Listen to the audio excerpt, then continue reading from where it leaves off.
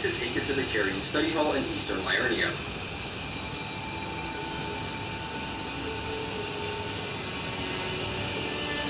Inside, you can mount it on a pedestal, which will cause the study hall to change in dramatic fashion. Make your way through the reoriented structure, and you'll emerge at the Liurnia Tower Bridge, leading straight to the Divine Tower.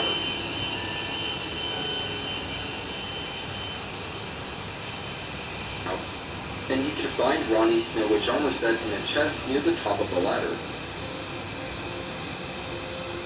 Continue out, and you can find new Site of Grace in Ronnie's chambers.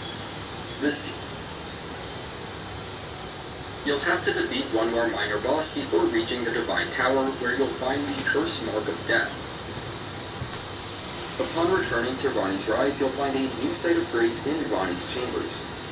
The seal at Ren's Rise to the northeast should also be open now, and you can find Ronnie's Snow Witch armor set in a chest near the top of the ladder. Continue up to the top chamber and take a portal to Einsel River, which is an entirely new area.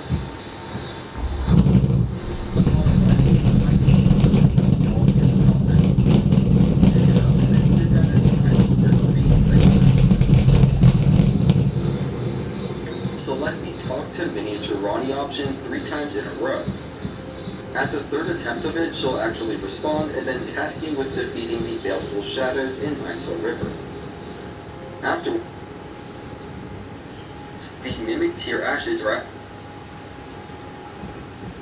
defeated in order to access Nokron Eternity. And you'll also have trouble finding her. In that case, you'll just need to perform an absolution ritual at the Church of Vows in Liurnia to regain access to Ronnie's quest. After successfully pledging to serve Ronnie, she'll tell you to meet with 3 other individuals that serve her, and they'll be in spectral form at the bottom of the rise.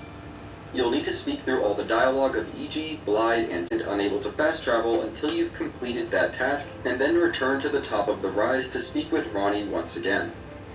At this point, the Fingerslayer Blade is required to continue Ronnie's questline.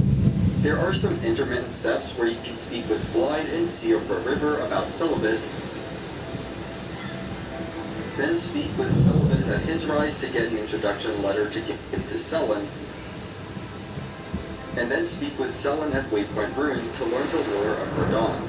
However, I believe the end result of those steps is just learning that Radon will need to be defeated in order to access Nokron Eternal City, which is where the Fingerslayer Blade is located. I've shown the locations of Blide, Syllabus, and Selen on screen just in case those steps are actually necessary, or if you were just interested in